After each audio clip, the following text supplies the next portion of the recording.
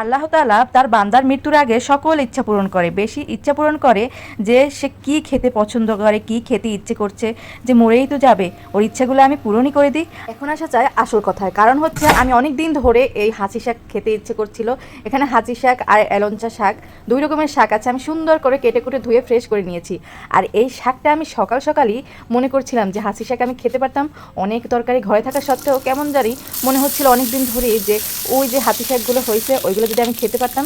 আর হঠাৎ আল্লাহ আমার কাছে এই যে পাঠিয়ে দিয়েছে, এক বোন আমাকে এই যে সকাল সকাল সুন্দর করে তুলে আমাকে দিয়ে গিয়েছে। মানে আমি তো অবাক পেয়ে যে এত তাড়াতাড়ি কবুল হয়ে গেল আমার দোয়াটা। আমি হাঁচি শাক খেতে চাইলাম আর কবুল হয়ে গেল দোয়াটা। যে আমাকে দিয়েছে তাকে আমি অনেক অনেক ধন্যবাদ জানাই।